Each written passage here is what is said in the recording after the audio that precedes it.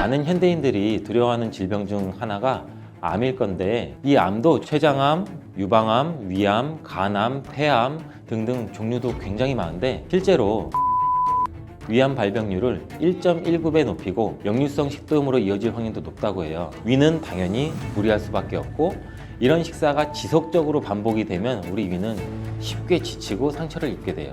건강한 습관이 항상 나를 만든다. 건강한 삶을 원하시면 지금 바로 구독을 눌러주세요. 전 세계 위암 발병률 1위, 전 세계 대장암 발병률 1위 대한민국. 듣기만 해도 내 건강에는 이상이 없는지, 어떻게 하면 예방할 수 있는지 걱정스러운 생각이 꼬리에 꼬리를 물기 시작하는데요. 현대인들이 가장 두려워하는 질병은 과연 무엇일까요? 아프지 않으면 가장 좋겠지만 저는 치매, 암, 당뇨 이 세 가지가 가장 두렵고 무서워요. 저뿐만 아니라 많은 현대인들이 두려워하는 질병 중 하나가 암일 건데, 이 암도 췌장암, 유방암, 위암, 간암, 폐암 등등 종류도 굉장히 많은데, 이만큼 종류도 다양하고 그만큼 원인도 굉장히 많지만 국제암연구소에 따르면 암의 주요 원인이 유전이 5%, 흡연이 20%, 식습관은 30%를 차지한다고 해요. 유전적인 요인이 굉장히 클 거라고 많이 생각들 하시는데, 식습관이 가장 큰 요인이라고 하니 갑자기 저도 제 하루를 돌아보게 되네요. 오늘은 무엇을 먹었는지, 내일은 뭘 어떻게 먹을지, 나는 그동안 어떤 것들을 어떻게 먹고 있었나라는 생각도 들면서 건강을 위해 하는 운동과 영양제 섭취는 잠깐 중단하더라도 당장에 눈에 띄는 큰 문제는 없지만 식사는 우리가 살아가면서 안 할 수 없겠다라고 생각했어요. 그렇다면 암을 예방하기 위해서라도 가장 먼저 체크해야 될 부분이 식습관이라는 생각이 들죠. 특히 우리나라 암 환자의 경우 발병 원인 대부분이 식습관과 관련 있는 것으로 나타났다고 하는데, 늦었다고 생각하지 마시고 음식의 유혹에서 벗어나 좋은 식습관을 만드셨으면 좋겠습니다.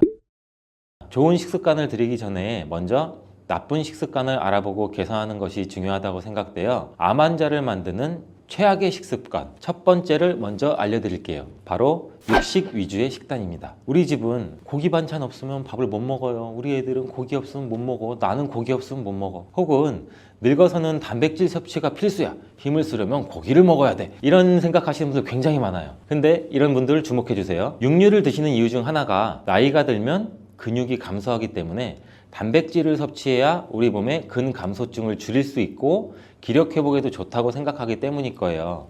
근데 게다가 철분, 아연, 비타민 등 여러 영양소를 풍부하게 함유하고 있어서 에너지를 북돋아주고 면역 강화에도 도움되는 건 사실이에요. 하지만 일부 연구에서는 과도한 육류의 섭취는 대장암의 위험도를 높일 수 있다고 얘기하고 있습니다. 육류 자체에는 아무런 해가 없지만 이것을 어떻게 얼마나 먹느냐에 따라 문제가 발생할 수 있다는 거예요. 그렇다면 어느 정도가 적당한 섭취량일까요? 개인의 성별, 체중, 연령에 따라 차이가 많이 있지만 성인 기준으로 보면 하루 평균 60에서 100g 정도가 적당하다고 합니다. 60g 정도를 예를 들면 달걀 하나 정도의 부피인데요. 이렇게 삼겹살을 구워 먹거나 불고기 등을 먹는다고 가정했을 때 무조건 60g 이상은 당연히 드실 거예요. 여러분들도 1인분, 반인분만 드시지 않잖아요. 60g을 초과한 나머지는 단백질로 흡수되지 못하고 분해되는 과정에서 물론 좋은 물질도 있겠지만 나쁜 물질도 많이 생겨나게 됩니다. 그만큼. 그리고 장으로 보내지면 장에도 굉장히 무리가 가겠죠. 면역력이 떨어진 상태에서는 암에 걸릴 확률이 다른 거에 비해서 높아지는 거죠. 단 면역력이 높다면 상관없지만 이런 일상이 계속 반복된다면 우리 장은 고통받기 때문에 면역력도 떨어질 수밖에 없습니다. 예전에는 유산균 같은 경우도 변비나 설사가 있기 때문에 드시는 분들이 굉장히 많으셨는데, 이제는 장에는 무수히 많은 세균들이 있어요. 우리 몸에는 이 세균들이 우리 몸의 전체 면역 조절에 영향을 미치는 부분이 크기 때문에 면역력을 위해서 유산균 섭취를 굉장히 많이들 하세요. 이렇듯 장과 면역은 굉장히 밀접한 관련이 있는데, 하루에 필요한 양만큼 먹으면 문제가 전혀 없지만 육류를 지속적으로 많이 먹는 것이 문제입니다. 그리고 가공육이나 고지방 육류의 섭취보다는 닭가슴살, 해산물 같은 저지방 식품을 선택하는 것이 좋고, 채소에도 단백질이 많기 때문에 육식으로만 단백질을 섭취해야 한다는 생각은 절대 멈추셔야 돼요.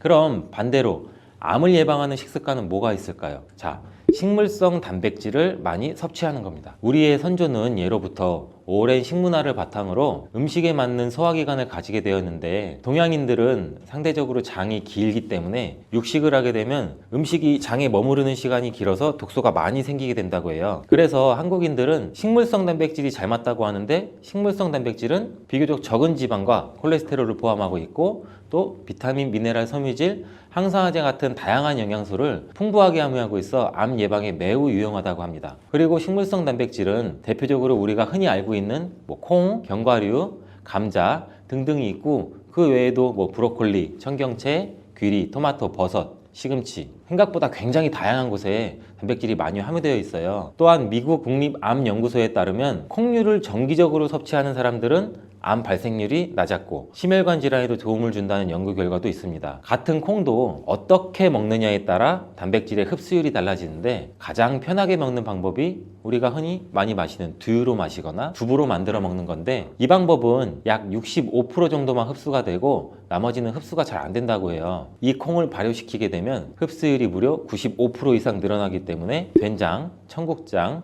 낫또 이런 정도로 발효된 식품으로 드시는 게 가장 좋고, 콩에 들어있는 이소플라본이라는 성분과 콩 단백질이 발효가 되면서 만들어내는 펩타이드라는 성분이 결합하여 암 억제 효과를 가져오는 것이에요. 이런 기전이 있는데, 이러한 발효식품들을 적절히 섭취하게 되면 장 건강과 면역력 향상에도 도움을 주기 때문에 암과 싸울 수 있는 힘이 우리 몸에서 생겨난다고 하는 것입니다. 이렇듯 콩의 이소플라본 성분이 유방암을 또 악화시킨다는 이야기도 있는데, 최근에는 이게 미국 국립암연구소에서 발간하는 국제학술지 캔서 스펙트럼에 게재된 내용을 보면, 콩에 들어있는 이소플라본을 자주 섭취한 여성은 유방암 재발 위험이 약 26%로 더 낮았고, 폐경 여성은 유방암 재발 위험이 28% 감소했으며, 에스트로겐 수용체 양성 유방암 생존자의 경우 또 유방암 재발 위험이 18%나 낮아지는 것으로 나타났습니다. 다만 주의할 점은, 이러한 이소플라본의 하루 섭취량이 60mg일 때 재발 위험 감소 효과가 가장 큰 것이지, 이게 좋다고 오히려 많이 먹으면 독이 될 수 있으니 영양제나 음식을 먹을 때 적절히 섭취하는 게 도움이 됩니다. 다음으로 암을 유발하는 최악의 식습관, 두 번째는 빠르게 먹기 습관. 우리나라 사람 빨리빨리 굉장히 많이 하잖아요. 빨리빨리 민족답게 사람 절반 이상이 10분 내에 식사를 마치고 15분 이상 천천히 먹는 사람은 단 10%밖에 불과하다고 합니다. 음식을 빨리 먹는 것만으로 위암이 걸린다고 얘기할 수는 없지만, 위나 식도질환의 가장 큰 원인이 빨리 먹는 습관이기 때문에 이 이유를 절대 배제시킬 수는 없습니다. 실제로 빠른 식사는 위암 발병률을 1.19배 높이고 역류성 식도염으로 이어질 확률도 높다고 해요. 그리고 국이나 물에 말아서 드시는 분들 굉장히 많으시죠. 저 같은 경우도 미역국 말아 먹고 사골 좋아하고 국에 말아 먹는 걸 굉장히 좋아하는데, 이렇게 말아 먹게 되면 제대로 씹지도 못한 상태에서 음식물이 위로 넘어가고, 위에서 소화를 시킬 때 침에서 나오는 아밀라제로 1차 효소로 분해를 시키지 못하기 때문에 소화를 시킬 때 부담이 늘어나게 돼요. 평소보다 많은 위산을 더 분비해야 된단 말이에요. 위는 당연히 무리할 수밖에 없고, 이런 식사가 지속적으로 반복이 되면 우리 위는 쉽게 지치고 상처를 입게 돼요. 위에 부담을 덜어주기 위해서라도 꼭꼭 씹어서 음식물 덩어리를 최대한 작게 만들고 국과 밥을 따로 먹어 음식이 빠르게 넘어가지 않게 식사를 하시는 게 중요합니다. 그럼 암을 예방하는 식습관 두 번째는 당연히 뭐가 되겠죠? 천천히 꼭꼭 씹어 먹는 습관이 되겠죠. 저는 그래서 어릴 때부터 부모님께 천천히 먹는 습관을 들여서 반대로 빨리 먹는 게 오히려 조금 힘들었어요. 그래서 남성분들은 알겠지만 군대를 가게 되면 굉장히 빨리 먹으라고 시키거든요. 저는 그때 조금 애로사항이 있었지만 그래도 노력해서 빨리 먹기는 했죠. 이렇게 천천히 먹는 게 자리 잡으신 분들은 천천히 드시는 게 쉬운데, 이렇게 빠르게 먹는 습관이 이미 자리 잡고 계시는 분들은 천천히 드시는 게 굉장히 쉬운 일이 아닐 거예요. 면역력이 좋고 젊은 날에는 모르고 지냈지만, 나이가 들면 들수록 음식만 먹으면 속도 더부룩해지고 체기도 나고 괜히 어지럽고 소화도 안 되는 것 같고, 이게 씹는 횟수와도 연관이 있는데, 음식물은 제가 아까 말씀드렸듯이 침과 충분히 섞여야 살균도 되고 1차로 분해가 됩니다. 또한 부패 가능성도 낮아지고, 그러기 위해서는 음식물이 입안에 머무는 시간이 길어야 되고, 침샘이 분비될 수 있도록 저작 운동, 즉 우리가 많이 씹는 운동, 이 저작 운동을 굉장히 많이 해야 돼요. 천천히 오래 많이 씹는다면 침에서 나오는 이 아밀라제와 같은 소화 효소가 잘 결합이 되고 음식물이랑 위장에 있는 소화 효소와도 잘 결합이 쉽게 되기 때문에 우리 위장에 부담을 덜어주게 됩니다. 암 예방뿐만 아니라 영양소 흡수에도 용이하고 우리 포도당이 혈류로 방출되는 것도 속도를 늦출 수 있어서 혈당 조절에도 도움이 됩니다. 그렇다면 천천히 먹을 수 있는 방법이 따로 있을까요? 제가 생각했을 때는 우선 식사 시간에는 스마트폰, TV, 각종 미디어를 차단하는 것이 좋고 아무리 못해도 30회 이상 천천히 꼭꼭 씹을 수 있게 스스로 노력하는 자세가 필요합니다. 저는 혹시라도 급하게 먹어야 되는 상황도 올 수 있잖아요. 그런 상황이 오면 밥의 양을 조금 줄이더라도 천천히 먹으려고 노력하고 아무리 바빠도 식사를 하면서 다른 일을 하지 않으려고 하는 나름의 방식이 있는데요. 이렇듯 자기만의 방식을 찾아가는 것이 중요하고 일거리를 생각하다 보면 식사 시간이 굉장히 급해지고 빨리 먹을 수밖에 없어요. 좋은 영양분을 골고루 섭취하는 것도 좋지만 내 몸에 무리가 가지 않게 먹는 습관도 매우 중요하다는 것을 또 한번 기억하시기 바랍니다. 혹시 여러분은 일주일에 야식을 몇 번 정도 드시나요? 야식 생각하면 야식을 끊는 사람들도 굉장히 대단하다고 생각해요. 저는 야식만큼 맛있는 게 없거든요. 근데 암 환자를 만드는 최악의 식습관 마지막 세 번째가 바로 야식입니다. 24시간 먹고 싶은 것을 배달시켜 먹을 수 있는 나라는 우리나라 뿐이에요. 게다가 24시간 운영되는 편의점에 새벽 늦게까지 문 열린 식당들도 많고 그만큼 야식을 찾는 사람이 많다는 건데 이러한 야식은 고열량, 고지방에 자극적이고 맵고 짜고 달고 이런 음식이 굉장히 많고 거기다가 술까지 곁들이는 경우가 굉장히 많죠. 늦게까지 일을 하거나 고강도의 업무 그리고 또 뭐 스트레스 같은 거에 많은 날에는 내가 오늘 이렇게 열심히 일했으니까 먹어도 돼 이런 보상 심리까지 작동해서 정말 더 자극적인 음식을 찾게 돼요. 한잔 하면서 스트레스 풀고 근데 그런 게 굉장히 안 좋다는 거예요. 그리고 또한 음식물이 소화될 틈도 없이 쓰러지듯 집에 들어가서 잠을 자게 되죠. 술 많이 먹었으니 피곤하고. 이에 대해서 또 연구들이나 논문들 같은 경우도 굉장히 많은데 바르셀로나 세계보건연구소에서는 남성과 여성 1,300명 대상으로 연구를 진행했어요. 분석 결과 저녁 9시 이후에 음식을 먹고 2시간이 지나기 전에 잠들었을 경우 그렇지 않은 사람들에 비해서 암에 걸릴 확률이 무려 25%나 높다고 얘기했습니다. 우리는 자고 있지만 밤늦게 음식을 먹은 내장기관은 일을 해야 돼요. 왜? 일거리를 줬으니까. 내장기관은 잠들지 못하고 계속 스트레스를 받으면서 주물러야 되고 효소 분비해야 되고 굉장히 스트레스 받고 우리 내장기관이 탈이 나죠. 결국엔 역류성 식도염, 소화불량, 비만 이렇게 심혈관계 질환에도 좋지 않으니 야식은 정말로 반드시 끊어내야 되는 습관 중에 하나입니다. 그렇다고 아예 끊을 수는 없겠죠. 그래도 너무 잦은 야식은 하지 마시고 어느 정도 적당히 하시면 좋을 것 같습니다. 만약에 회식같이 정말 어쩔 수 없는 상황이 생긴다면 고기를 먹더라도 식이섬유가 많은 채소 위주를 같이 곁들여 드시려 노력해 보시고 바로 잠들기보다는 집에 들어가기 전에 짧게라도 걷거나 서서 소화를 시키고 동네 한 바퀴 천천히 돌면서 주무시는 것을 추천드립니다. 그렇다면 무엇을 어떻게 먹으면 암 예방에 도움이 될까요? 여기서 이런 생각이 들 수 있을 텐데 빨주노초파남보 무지개를 생각하세요. 식탁 위를 무지개색으로 물들이는 거예요. 어느 정도 감이 오시죠? 빨주노초파남보. 매 끼니마다 다양한 과일과 채소를 곁들여서 채소, 과일마다 각각의 색깔이 있죠. 파프리카도 빨간색도 있고 노란색도 있고 당근도 있고 오이도 있고 미국 암협회에서는 하루에 5가지 색깔의 채소나 과일을 섭취하면 암에 걸리지 않는다며 파이버 데이라는 공식 구호도 있다고 해요. 이렇게 과일과 채소가 가진 천연색소가 몸속에 있는 나쁜 활성산소를 제거하고 각종 질병을 예방한다는 연구 결과도 굉장히 많이 있어요. 빨간색은 암세포 성장을 억제하고 면역 기능을 향상시켜주면서 초록색은 대장암이나 전립선암, 유방암 같은 호르몬 관련된 암 위험도를 낮춰주며 노란색은 항암 효과, 유방암에 도움이 된다고 합니다. 이 외에도 보라색은 암 성장 억제 효과, 흰색은 위암, 간암, 유방암, 대장암 예방과 강한 항균 작용을 한다고 해요. 그리고 잎이나 줄기, 뿌리도 골고루 드시는 게 좋고 이왕이면 제철 과일, 제철 채소, 제철 식물 이렇게 제철에 나오는 것을 활용하면 굉장히 좋습니다. 아무리 좋은 식당이라고 하더라도 많이 드시면 우리 몸은 부담을 느낄 수밖에 없는데 당연히 과식은 금물입니다. 우리 모두 빨주노초파남보 무지개 식탁 기억하시고 건강한 습관이 나를 만든다. 이것도 기억하시기 바라겠습니다. 고혈당과 같은 당뇨의 경우 약물로도 일정 수치는 조절할 수 있지만 약물 단독으로 치료하는 게 절대 쉬운 일이 아닙니다. 하지만 더 큰 문제는 당뇨 예비군입니다. 기준 전당뇨 인구수가 약 1,500만 명인 점을 감안하면 당뇨병을 앓고 있거나 당뇨병 위험에 노출되어 있는 인구수는 약 2천만 명 이상이라고 보여집니다. 와, 정말 심각한 수치가 아닐 수가 없어요. 당뇨는 인슐린 저항성을 계산해야 되는 질병이기 때문에 음식 한 가지만 조절한다고 해결되는 경우는 절대 아닙니다. 그렇다면 일상 속에서 인슐린 저항성을 개선하고 당뇨를 예방할 수 있는 방법은 무엇이 있을까요? 건강한 습관이 항상 나를 만든다. 건강한 삶을 원하시면 지금 바로 구독을 눌러주세요.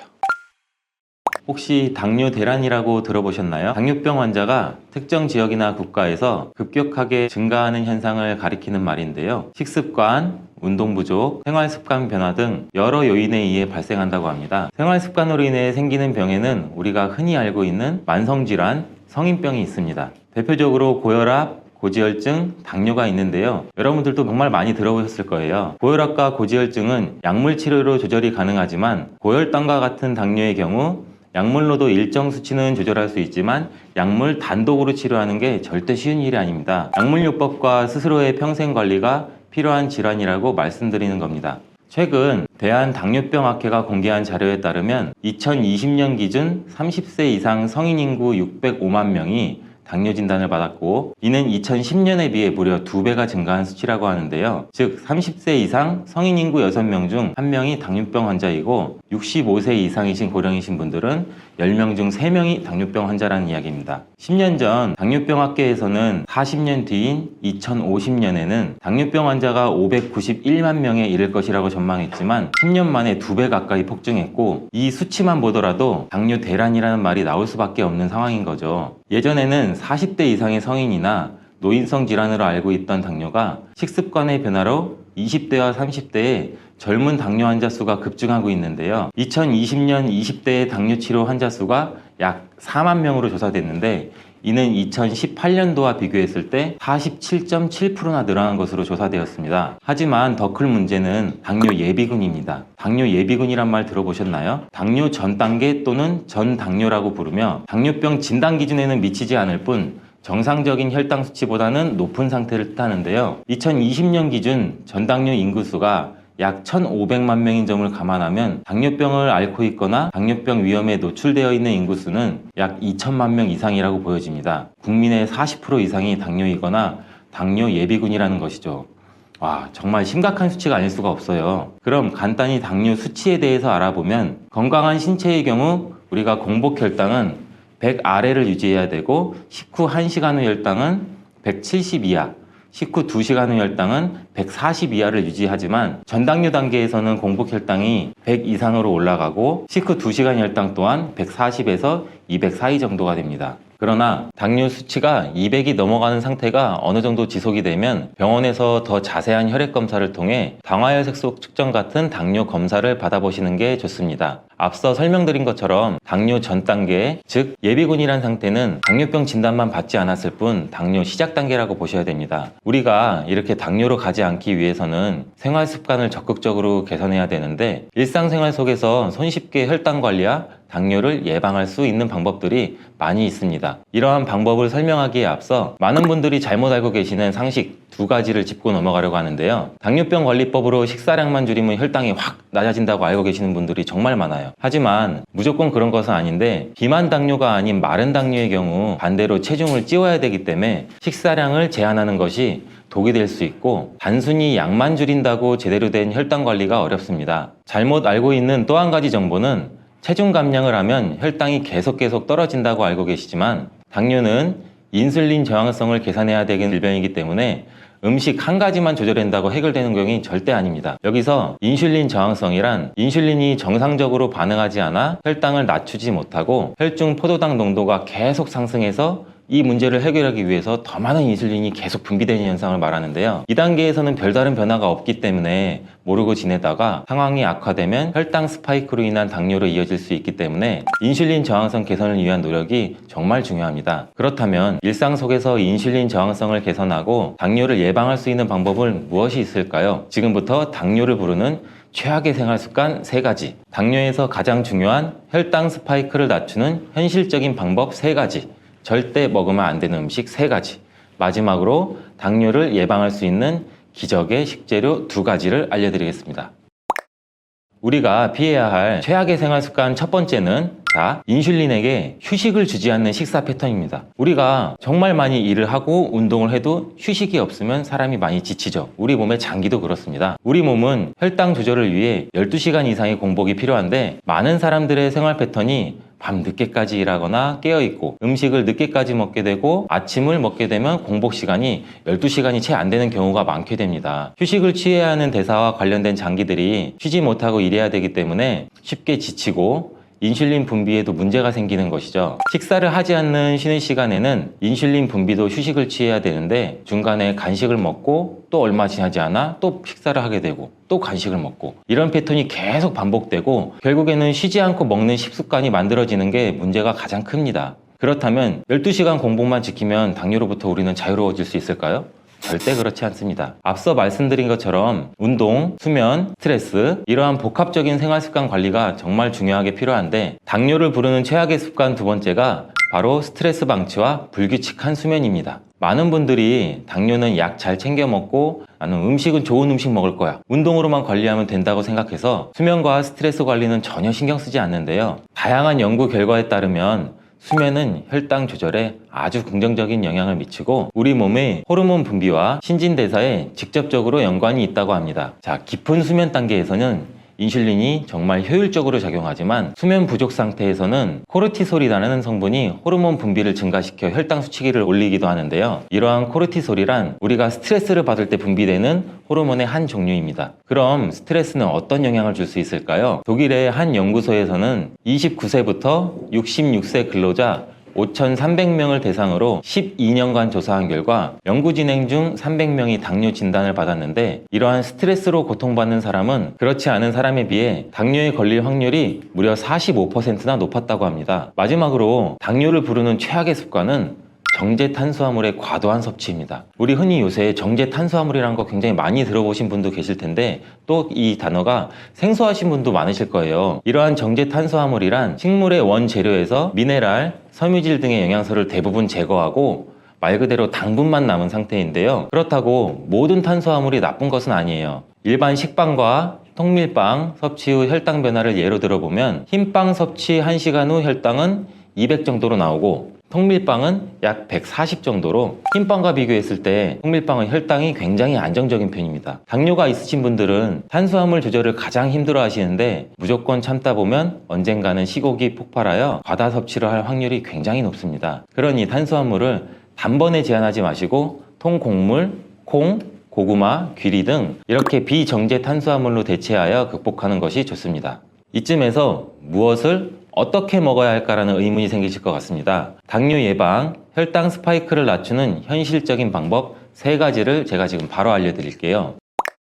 첫 번째는 거꾸로 식사법입니다. 탄수화물보다 단백질, 식이섬유 등을 먼저 섭취해서 혈당이 급격하게 빠르게 오르는 것을 막는 건데요. 전문가들은 고기보다는 채소, 밥, 빵보다는 생선 순서로 식사하는 것을 권장했고 흰 쌀밥보다는 잡곡밥 섭취를 권했습니다. 또 다른 방법으로는 미국에 있는 하버드 공중보건대에서 추천하는 접시 식사법이 있는데요. 이 접시 식사법이란 이렇게 넓은 접시에 4분의 1은 통곡물, 나머지 빈 부분은 단백질과 과일과 채소로 채워서 식사하는 방법입니다. 두 번째로 식후 바로 움직이기. 대부분의 현대인들이 식사 후 엘리베이터를 타거나 차를 타고 이동해도 회사에 도착하면 바로 자리에 앉아 일을 시작하죠. 저만 해도 그래요. 제가 일하고서 나서 밥 먹고 여러 군데를 돌아다니기도 하는데 대부분이 자리에 와서 쉬거나 앉거나 컴퓨터를 하거나 이 패턴이 굉장히 안 좋은데요. 이 패턴만 해도 먹은 것에 비해 움직이는 시간이 현저히 낮아 식사 시간에 올라간 혈당이 내려갈 틈이 없습니다. 중간에 간식도 먹지 않았고 공복을 유지했더라도 신체 활동량에 비해 탄수화물 섭취가 크고 혈당이 떨어지기 전에 다음 식사를 시작하게 되면 우리 몸의 인슐린은 휴식을 취하기 굉장히 힘듭니다. 그렇기 때문에 먹는 양, 먹는 종류와 상관없이 식사하시고 계단을 오른다든지 잠깐이라도 산책을 하는 것이 매우 중요합니다. 마지막으로 3번째는 최악의 습관에서 언급되었던 정제 탄수화물을 피하는 것입니다. 실제로 탄수화물 섭취 후 혈당이 올라가기 때문에 당뇨 환자들은 모든 탄수화물을 극단적으로 제한하는 경우가 있습니다. 극단적으로 끊고 쌀밥 안 먹어. 이렇게 갑자기 끊으면 오히려 우리 몸에 더 나쁜 악영향을 미치게 되는데요. 쌀을 무조건 끊어야 된다는 생각에 쌀 대신 단백질 위주의 식단을 하시는 분들도 굉장히 많습니다. 그런데 우리나라에서 쌀 소비량이 줄고 있는 것에 비해 당뇨 환자 수는 굉장히 늘고 있다고 하니 단순히 탄수화물 섭취의 문제가 아니라고 생각됩니다. 앞서 말씀드린 것처럼 탄수화물이 문제가 아니라 흰 설탕, 흰 밀가루, 이러한 정제 탄수화물이 문제가 되기 때문에 정제 탄수화물을 철저하게 끊으시는 게 굉장히 중요합니다. 탄수화물 중단이 어려우신 분들은 비타민, 무기질, 영양소가 풍부하며 섬유질이 많아 우리 몸에 쌓이는 나쁜 콜레스테롤 수치를 낮춰주는 복합 탄수화물을 드시면 매우 좋습니다. 이러한 복합 탄수화물에는 어떤 것들이 있는지 구분하기 어려우시다면 정제되지 않은 자연 그대로의 상태, 예를 들어 잡곡, 통밀, 고구마, 과일, 채소와 같은 것이 있습니다. 여기서 잠깐, 음식만으로 해결되지 않는 게 당뇨라고 하지만 도움이 되는 기적의 식재료도 분명히 존재합니다. 먼저 기적의 식재료 2가지를 알려드린 후 혈당을 급격히 올리는 최악의 음식 3가지 모두 지금 바로 알려드리겠습니다. 기적의 식재료 첫 번째는 바로 삶은 달걀입니다. 삶은 달걀은 기름이나 각종 소스가 들어가지 않은 이러한 자연 그대로의 상태이기 때문에 양질의 단백질을 섭취할 수가 있는 아주 좋은 요리인데요. 우리가 탄수화물을 먹을 때 단백질을 함께 곁들이게 되면 혈당 상승 속도를 완만하게 만들어줘서 혈당이 급격히 높아지는 것을 잡아줍니다. 또한 이렇게 당뇨를 예방하게 되는 기적의 식재료 2번째는 당근인데요. 다른 채소에 비해 당 함량이 높은 편이지만 이러한 당근에는 식이섬유, 미네랄, 비타민이 풍부하기 때문에 당뇨 환자에게 아주 좋은 음식입니다. 기름에 열을 가해 볶아 드시거나 시간이 부족할 경우 생으로 드시는 것도 좋지만 간편하게 주스로도 드셔보세요. 대부분의 과일은 주스로 만들게 되면 당 흡수가 올라가 보내드리지 않지만 당근의 경우 주스로 만들어 먹더라도 당이 많이 올라가지 않기 때문에 전혀 걱정하지 않으셔도 됩니다. 반대로 이렇게 혈당을 급격히 올리는 최악을 한번 알아볼까요? 첫 번째는 말린 과일입니다. 이러한 말린 과일이 생과일 자체로는 문제가 별로 없지만 과일을 말리게 되면은 당지수가 급격히 높아지고 포만감도 별로, 그리고 또 이걸 많이 먹게 되면 당연히 당 수치도 굉장히 높아집니다. 혈당을 올리는 최악의 음식 2번째는 음료인데요. 우리가 쉽게 접할 수 있고 쉽게 마실 수 있는 다양한 음료에는 굉장히 많은 양의 설탕이 들어가 있습니다. 우리가 아무리 흔히 접할 수 있는 음료더라도 좋은 성분이 많이 들었더라도 이 음료가 굉장히 맛이 없고 쓰면은 손이 가지 않잖아요. 아이들도 마찬가지고 성인들도 마찬가지고 이러한 비타민 음료 한 병에는 각설탕이 8개나 들어간다고 하니 우리가 아무리 식단 관리를 했더라도 음료 한 잔에 혈당이 급격하게 오를 수 있습니다. 그럼 우리가 흔히 생각하는 제로 음료는 괜찮지 않을까요? 설탕이 들어가지 않았다고 해서 제로슈가라고 이름이 붙었지만 드셔보면 분명히 단맛을 느낄 겁니다. 인공 감미료가 첨가되어 있기 때문인데요. 이러한 제로 음료는 당뇨와 상관없냐는 질문에 건강보험 심사평가원에서 혈당에는 큰 영향을 주지 않는다라고 발표했었지만 2021년 다시 영향을 준다고 답변을 번복하는 일이 있었습니다. 또한 당뇨병 학회에서도 열량 없는 인공 감미료는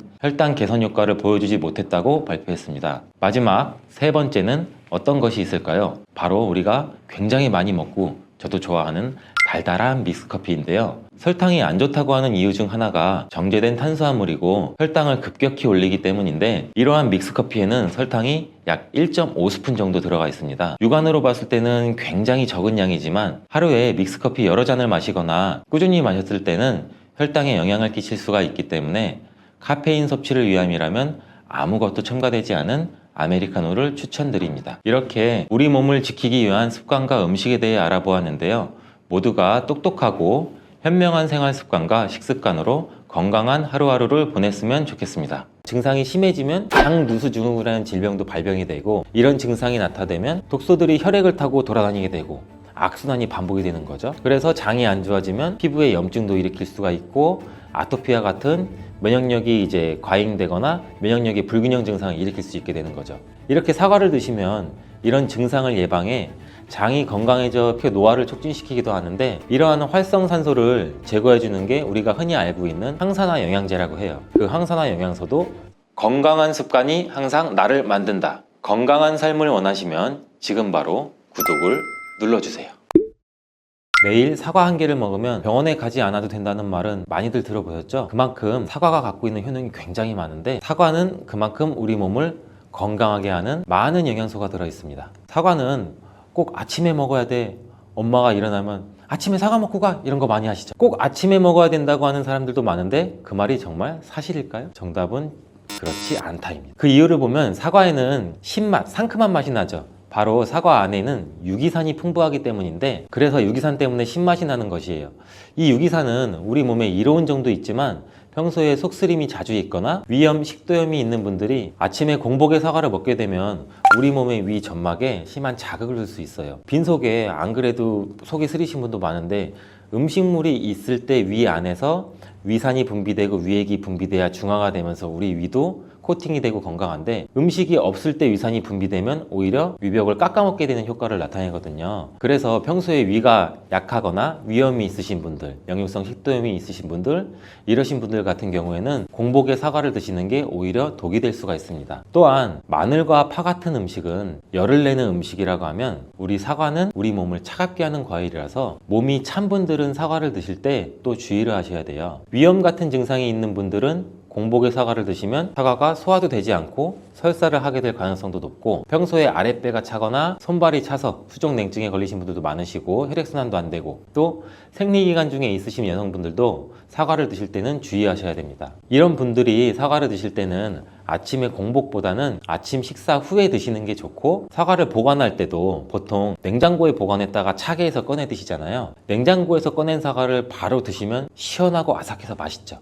근데 미리 꺼내놓고 사과의 온도를 실온으로 맞춰서 드시는 것이 우리 위장 내부에도 좋습니다. 또한 사과를 익혀 드셔도 되는데 팬에 구워 드셔도 되고 익혀 드셔도 됩니다. 그렇다면 왜 아침에 먹는 사과가 보약이라는 말이 굉장히 우리가 많이 알고 있을까요? 건강하신 분들은 사과를 아침 공복에 드시면 더욱 좋은데, 그 이유는 사과에는 펙틴이라는 식이섬유가 풍부해 우리 장 운동을 활발하게 하고 장내 노폐물을 배출하는 데 도움을 줘 하루를 건강하게 시작할 수 있기 때문입니다. 한 가지 꼭 기억하셔야 할 점은 사과를 껍질째 드셔야 한다는 것입니다. 실제 연구에서는 사과의 껍질에는 안토시아닌이나 퀘르세틴, 에피카테킨 같은 이러한 식물성 폴리페놀 성분이 사과의 그 과육보다 사과 껍질에 훨씬 더 많이 함유되어 있는 것이 밝혀졌고, 또 이러한 껍질을 버리고 깎고 먹게 되면 사과의 좋은 영양소는 극히 일부만 드시게 되는 것이죠. 사과에는 펙틴 말고도 정말 다양한 영양소가 있는데, 사과에는 어떤 효능이나 영양소가 있는지 한번 알아보겠습니다. 사과는 먼저 장을 건강하게 해줘요. 요즘 프로바이오틱스, 프리바이오틱스 굉장히 많죠, 유산균. 이렇게 사과가 천연 프리바이오틱스로서 장내 우리 몸, 장 안에 좋은 균을 많이 생기도록 해주는 작용을 해줍니다. 이렇게 장내에 좋은 균이 많이 생기게 되면 장의 환경이 좋아지는 건데, 그렇게 되면 단맛, 자극적인 맛이 강한 가공식품에 대한 식욕도 줄어들고 건강한 식품을 먹고 싶은 욕구도 늘어나게 돼요. 또 장이 건강해지면 우리 면역력이 또 좋아지고, 이렇게 다 선순환으로 이어져 가는 건데, 장에는 물론 좋은 세균, 나쁜 세균들이 굉장히 많이 존재가 해요. 근데 좋은 세균만 많아도 안 되고 나쁜 세균만 많아도 안 돼요. 좋은 세균, 나쁜 세균이 어느 정도 밸런스를 이루어져서 우리 몸의 면역력을 형성하게 되는데, 그때도 굉장히 중요한 게 프로바이오틱스, 프리바이오틱스, 우리가 흔히 많이 먹는 유산균입니다. 사과를 드시면 자연스럽게 체중도 줄어들고 다이어트하는 효과까지 누릴 수 있게 돼요. 이렇게 사과를 먹게 되면 장내에서 소화가 되면서 뷰티르산 같은 단쇄지방산이 만들어지게 되는데, 이 지방산이 우리 몸에 손상된 장벽을 회복시켜주는 역할을 해줘서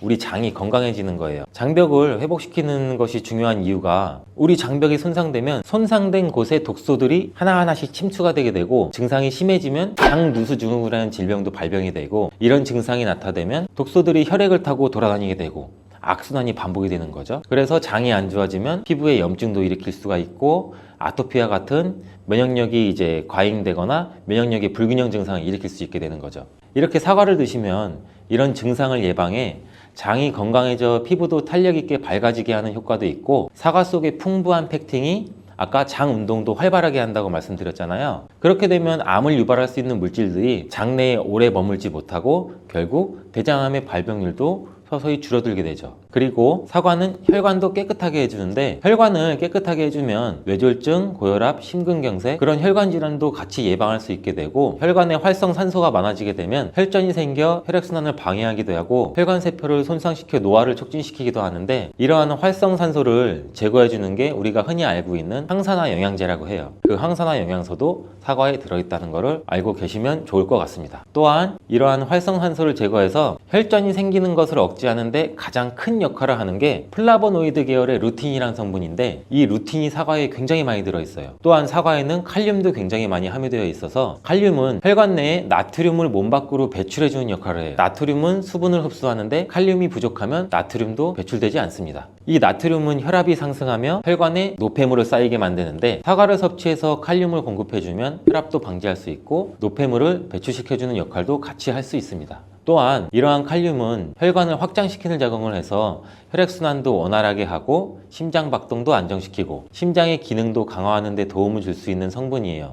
근데 여기서 한 가지 주의할 점을 알려드릴게요. 활성산소가 혈관을 손상시킨다고 했잖아요. 근데 사과를 잘못 드시면 오히려 활성산소가 굉장히 많이 생기게 돼요. 바로 갈변된 사과를 드시는 것입니다. 사과를 먹고 남게 되면 밀폐 용기에 담아 보관했다가 나중에 드시는 경우 굉장히 많잖아요. 그때 우리가 단면이 사과가 갈색으로 변하게 되는데, 이는 공기 중에 산소와 만나서 산패돼서 갈색으로 변한 것이거든요. 이렇게 산패된 사과를 드시면 활성산소를 제거하는 것이 아니라 오히려 활성산소를 증가시켜 혈관 건강에 악영향을 줄 수 있으니까, 갈변된 사과는 그 부분은 바로 잘라내고 드시는 것을 추천드립니다. 또한 사과의 이로운 점 중 다른 하나는, 사과는 혈당을 조절해서 당뇨를 예방하고 회복하는 데에도 도움을 줄 수가 있어요. 당뇨가 있으신 분들은 과당이 혈당을 올려 안 좋다고 알고 계시잖아요. 굉장히 많은 분들이. 근데 사과는 오히려 혈당을 조절해 주기 때문에 당뇨가 있으신 분들은 사과를 드셔야 됩니다. 식사하기 30분 전에 사과를 드신 후에 식사를 하시면 혈당이 급격하게 오르는 혈당 스파이크 현상도 막을 수가 있어요. 사과에 단맛 때문에 당뇨가 있는 분들이 사과를 드시는 것을 꺼려 하시는데, 사과에는 단맛도 있지만 혈당은 올리는 GI 지수가 36으로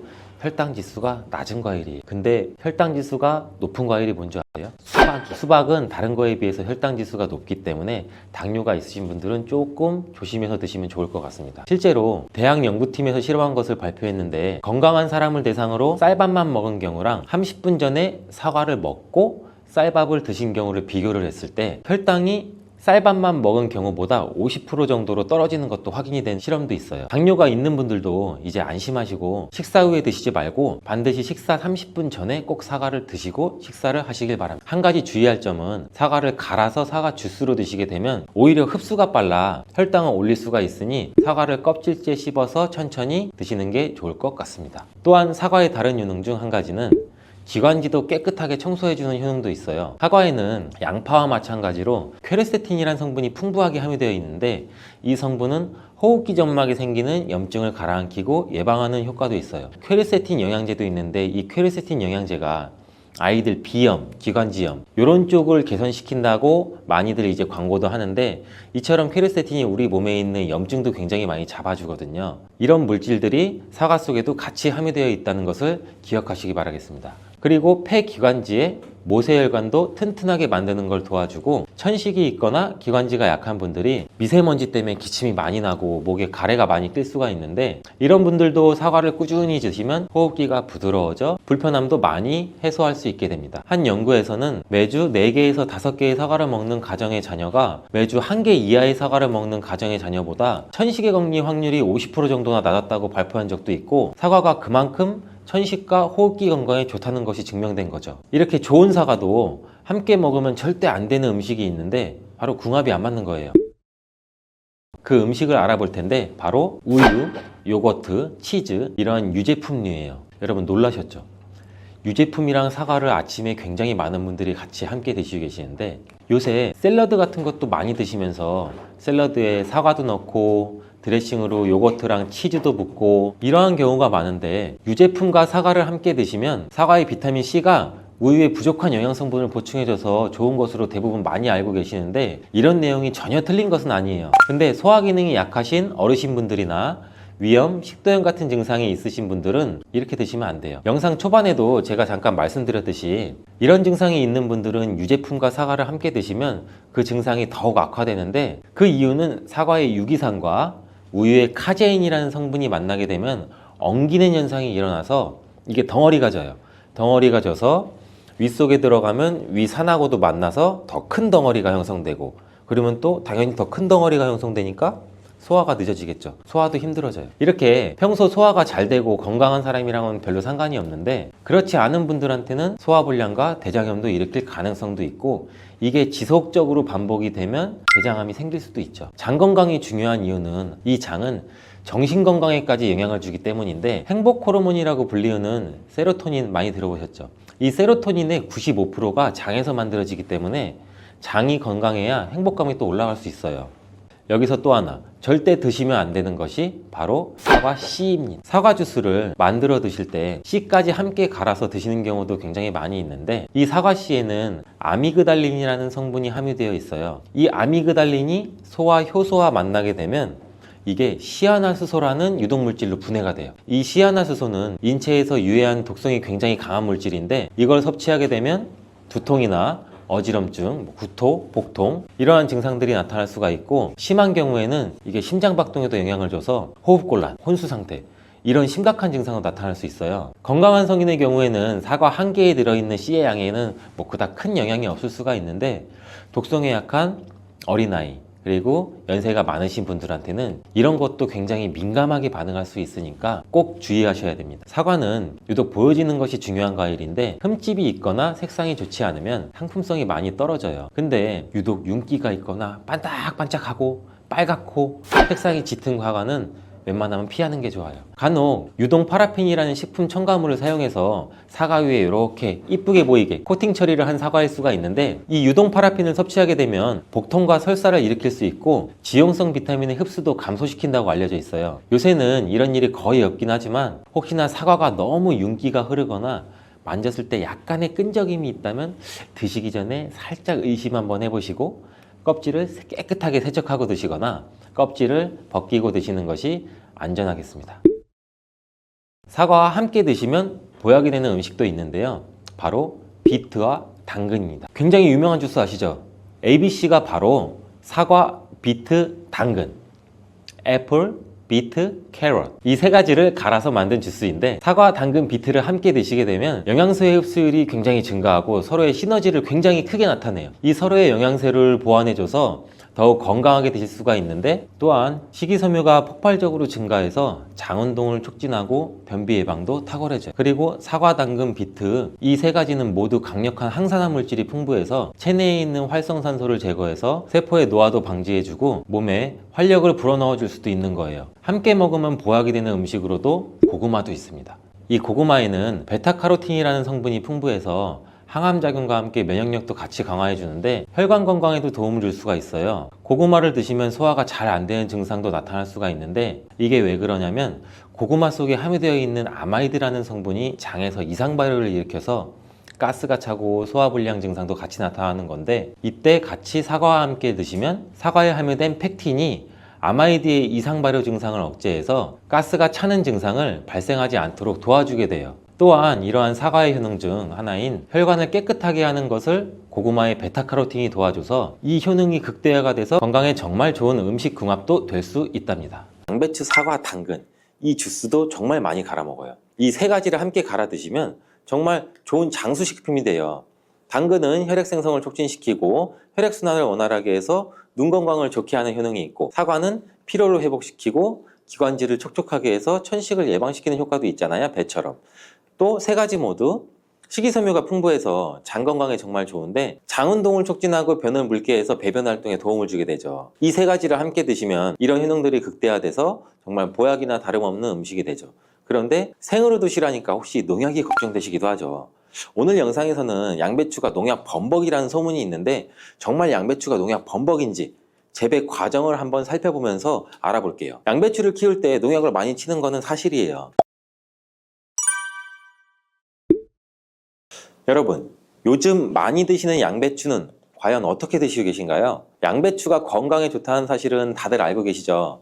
양배추는 특히 이 위 건강에 좋은 대표적인 채소로 알려져 있는데, 이 양배추를 이용한 위장약이 많이 만들어지는 만큼 위장에 좋은 영양소가 많이 함유되어 있어요.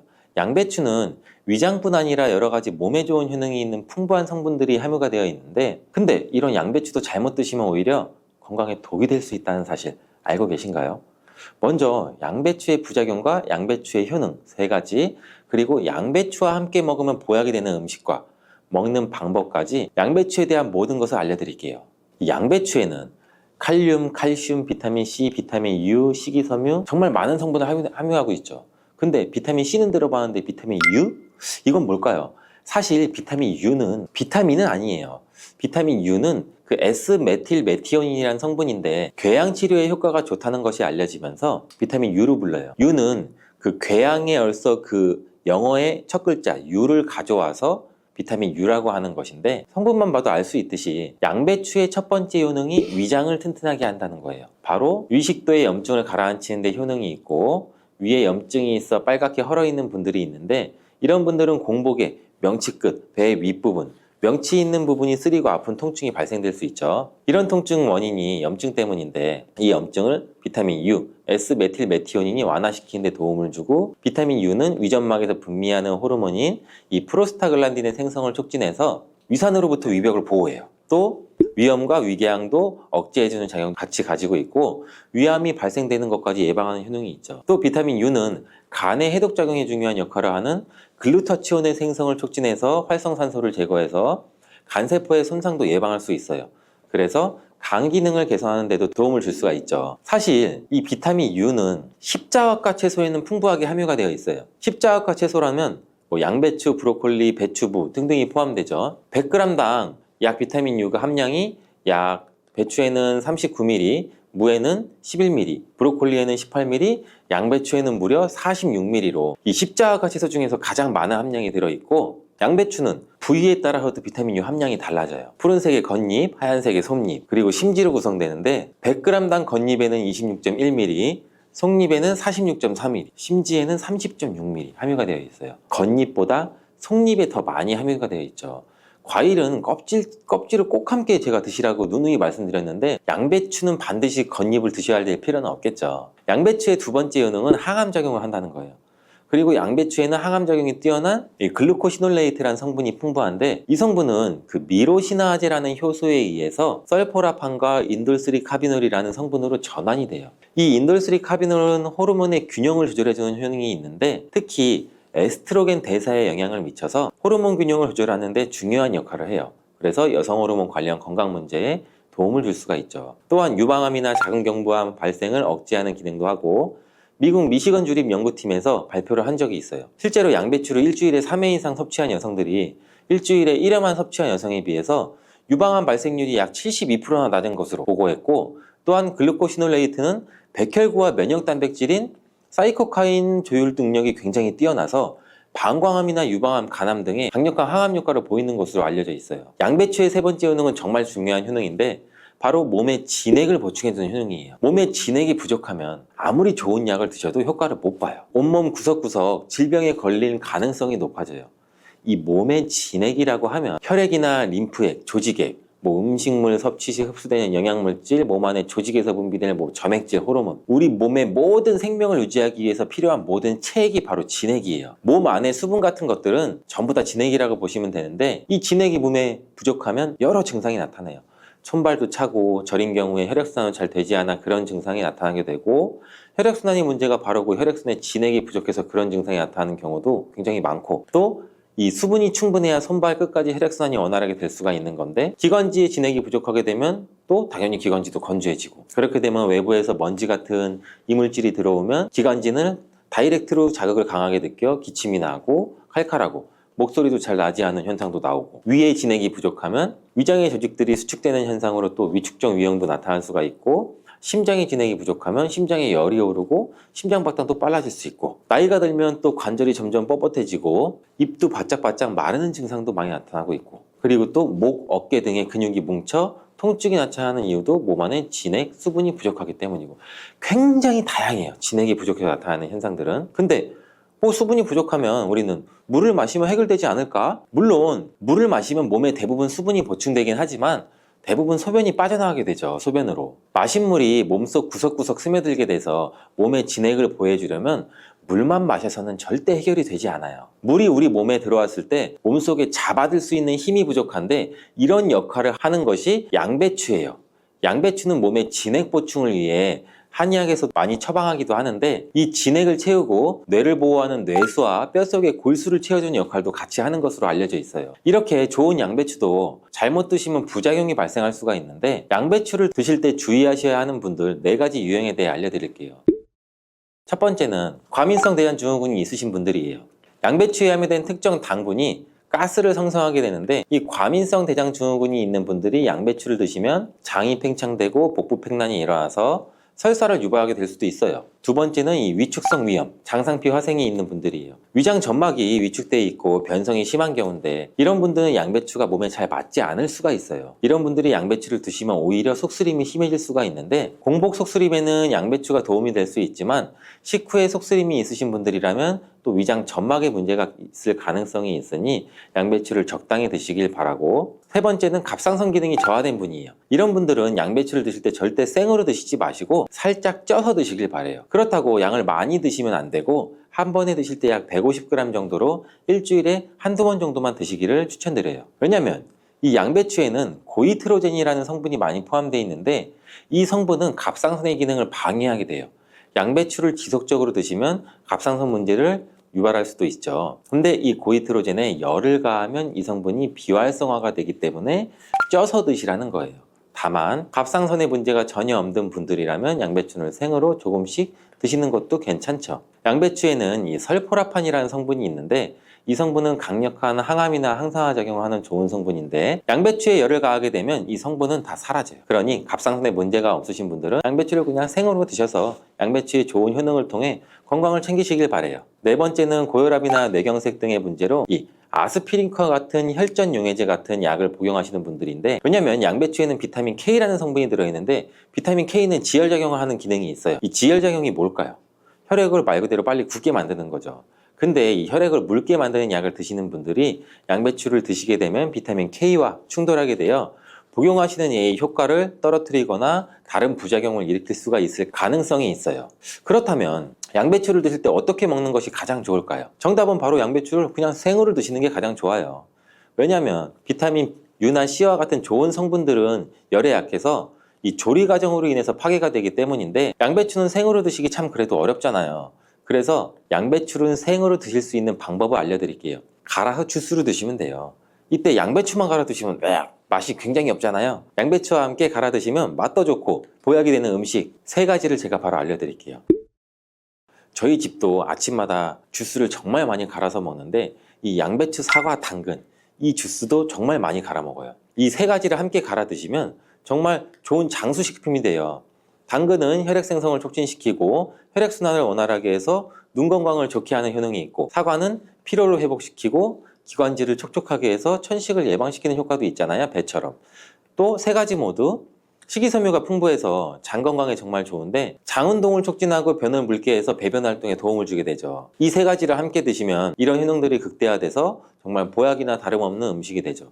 그런데 생으로 드시라니까 혹시 농약이 걱정되시기도 하죠. 오늘 영상에서는 양배추가 농약 범벅이라는 소문이 있는데 정말 양배추가 농약 범벅인지 재배 과정을 한번 살펴보면서 알아볼게요.